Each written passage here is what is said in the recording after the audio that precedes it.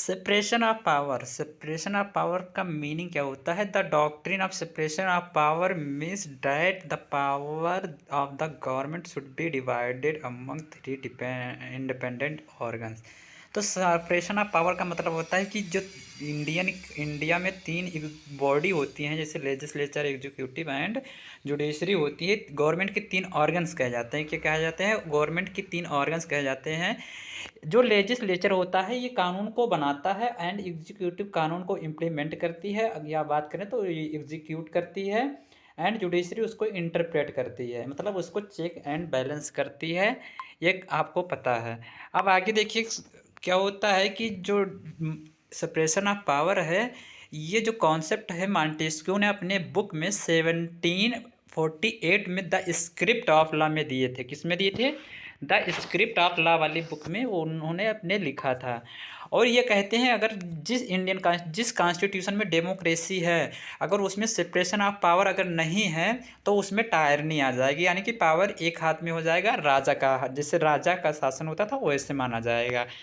अब देखिए separation of power का ऑब्जेक्टिव क्या होता है, मतलब इसका ऑब्जेक्टिव क्या है? तो ये प्रिवेंट करती है डिक्टेटरशिप को एंड इसको देखेंगे तो मेंटेन करती है, मेंटेन चेक बैलेंस बनाती है, ensure accountability of each organs, मतलब जितने भी ऑर्गन्स हैं उसमें क्या करती है? अकाउंटेबिलिटी बनाती है। अब बात करें प्रोटेक्ट फंडामेंटल राइट्स, अपने यहाँ फंडामेंटल राइट्स जो इंडियन कॉन्स्टिट्यूशन के आर्टिकल थ्री आर्टिकल 12 से लेकर 322 तक दिए गए हैं, उन पर बात करती है कि हाँ उनको प्रोटेक्ट करती है। और promote and efficiency and balance government system में क्या करती है? एफिशिएंसी एंड बैलेंस बनाती है। आई होप इतना आपको कंप्लीट हो गया। अब देखिए separation of power in Indian constitution में बात करें तो separation of power Indian constitution में जैसे लेजिस्लेचर है, एग्जीक्यूटिव है, तो सबसे पहले लेजिस्लेचर के बारे में देख लेते हैं कि इंडियन कॉन्स्टिट्यूशन के कौन से आर्टिकल में और किस किस प्रोविज़न में दिया गया है। तो देखिए इंडियन कॉन्स्टिट्यूशन का आर्टिकल जो है 79 क्या बात करता है? लेजिस्लेचर के बारे में बताता है। और जिसमें मतलब इसका काम होता है लॉ को बनाना एंड ये control the executive through question debate and के बारे में देखेंगे तो नो कॉन्फिडेंस मोशन, मतलब जो लेजिस्लेचर का काम होता है ये लॉ को बनाती है, एग्जीक्यूट से क्वेश्चन करती है, एग्जीक्यूटिव से क्वेश्चन करता है एंड डिबेट्स होते हैं, ये आपको पता है। देखिए अमेंडमेंट करने का काम भी इसका होता है। किसी चीज़ को लॉ, जैसे लेजिस्लेचर जो होता है किसी लॉ को क्या करती है? लॉ को रिपील भी कर सकती है, ऐड भी कर सकती है। आई होप इतना आपको पता होगा। एग्जीक्यूटिव, अब एग्जीक्यूटिव का काम क्या होता है? तो एग्जीक्यूटिव लॉ को इम्प्लीमेंट करती है, अर्थात मतलब एग्जीक्यूट मतलब इम्प्लीमेंट करती है, अर्थात एग्जीक्यूट करती है, उस पर मतलब सही है गलत है बताती है। हिज लिमिटेड लेजिस्लेटिव पावर, मतलब लेजिस्लेटिव पावर जो है वो लिमिटेड होती है। ये ऑर्डिनेंस अंडर आर्टिकल आपको देखने को मिलेगा 123 में।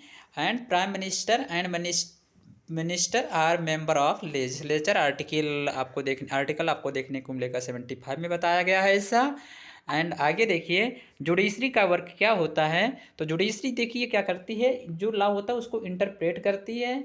एंड उसके बाद में मैं बात करूं तो has the power of judicial review करती है, मतलब कोई जुडिशियल रिव्यू मतलब होता है कि कोई जजमेंट आया तो उस पर फिर से देखना, यानी कि जुडिशियल रिव्यू करती है। ये आपके आर्टिकल 32 एंड 136 एंड और देखेंगे तो 226 में दिया गया है। अब can strike down unconstitutional law, अब can strike down unconstitutional law हो गया। अब देखिए constitutional article relate to separation of power, कौन कौन से ऐसे पावर हैं जो रिलेट करते हैं डायरेक्ट मतलब सेपरेशन ऑफ पावर से? ये अपने एग्जाम में जरूर लिखना, यही स्कोरिंग पॉइंट होता है। नंबर एक आप देखेंगे तो आर्टिकल 50 जो बात करता है कि separation of power from the executive, जिसे DPSP कहते हैं, directive principle of state policy. And इसके बाद में देखेंगे कि आर्टिकल 121 एंड 211 में बताया गया है कि नो डिस्कशन ऑफ जज कंडक्ट इन लेजिस्लेचर, मतलब जो लेजिस्लेचर है वो जज से डिस्कशन नहीं करेगा। एंड 122 में और 212 में देखने को मिलेगा। देखिए इसका बढ़िया से अगर देखिए याद करने का तरीका है तो 121 122 एंड वह 211 या 212 दोनों को कनेक्ट कर रहा है। अब देखिए कोड 222 यानी कि 122 में देखने को मिलेगा, courts can not challenge validity, मतलब जो कोर्ट है वो चैलेंज नहीं कर सकता है वैलिडिटी ऑफ लेजिस्लेटिव प्रोसीडिंग की। जो लेजिस्लेटिव का प्रोसीडिंग है उस पर कोई जो यहाँ पे कोर्ट है वो नहीं कर सकता। क्या नहीं कर सकता? तो कोर्ट जो है वो वैलिडिटी उस पर नहीं इम्पोज कर सकती। एंड जुडिशियल रिव्यू 32 एंड 226 में यानी कि 226 में देखने को मिलेगा। आई होप इतना आपको कंप्लीट हो गया।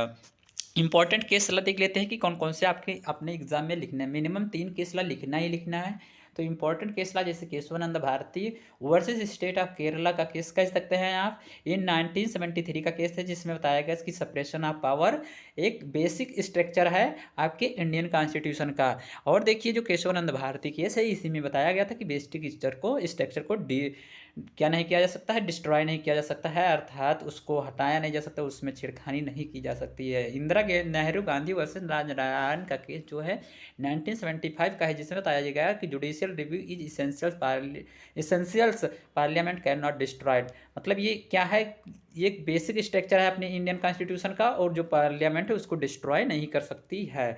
अब Ram Jawaya Kapur versus state of Punjab का केस 1955 का है, जो भी लिख सकते हैं आप कि इसमें क्या होता है कि India does not a strict, देखिए a strict separation of power only function separation, मतलब ये है कि इंडिया कॉन्स्टिट्यूशन में सेपरेशन ऑफ पावर है बट ऐसा नहीं है कि हाँ वो स्ट्रिक्ट ही उतना करना ही होगा, ये देख लीजिए। एंड यहाँ पे Minerva mills versus union of India का केस भी आप लिख सकते हैं।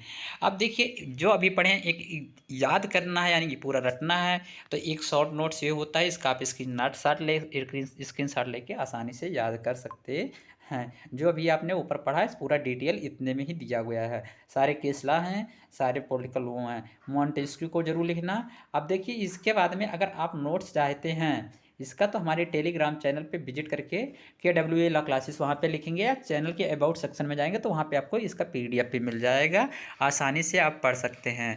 और अगर लखनऊ यूनिवर्सिटी में अगर आप पढ़ रहे हैं तो या लखनऊ यूनिवर्सिटी से अपडेटेड किसी कॉलेज में पढ़ना है तो इस चैनल को सब्सक्राइब कर लीजिए, आगे आने वाले समय में आपके लिए बहुत बेस्ट करने वाला है ये चैनल।